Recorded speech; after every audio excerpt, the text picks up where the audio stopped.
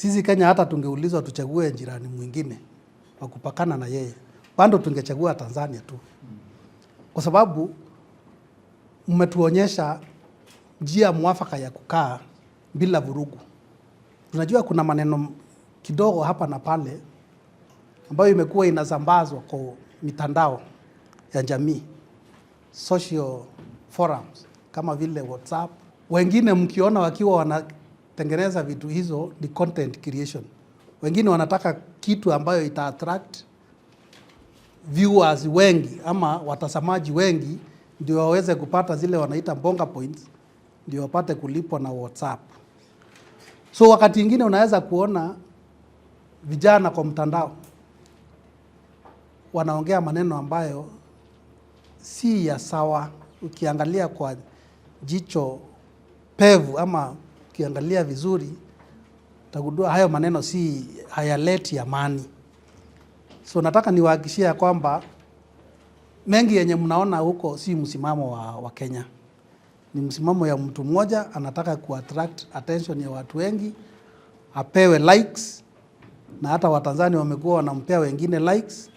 So Wakenya wenye wako kwa social media wenye wanasambaza vitu ambayo si ya amani, tunataka tuombe ya kwamba msiichukulie kwa umuhimu yoyote.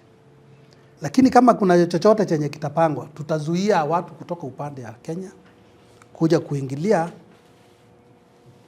shinda yoyote ambayo itakuwa upande huu. So letu ni kuhakikishia kwamba tumejipanga vizuri kuzuia mtu yeyote ambaye anaweza kuwa na nia ya kuja kujiunga na Watanzania wenye watakuwa na wanapanga kufanya maandamano kwa njia moja ama ingine, tutawazuia. Na asante kwa sababu umetuhakikishia kwamba maandamano yamekuwa declared illegal, ya kwamba haijaruhusiwa kwa upande ya Tanzania kuandamana kesho. So msimamo yetu vile vile ni kwamba tutawaunga mkono kuhakikisha ya kwamba hakutakuwa na mtu yeyote anakuja kuinfluence kutoka upande ya Kenya ama kusaidia kwa njia yoyote kufacilitate maandamano ambayo ni yako illegal.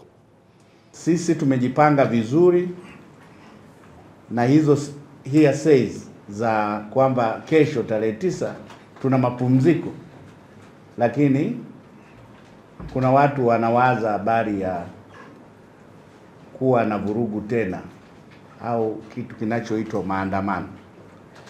Nataka niwahakikishie upande wa Tanzania tumejipanga vizuri, vyombo vyetu viko imara, watu wetu waendelee na shughuli kesho, pamoja na mapumziko, waendelee na shughuli mbalimbali walizozipanga za kijamii,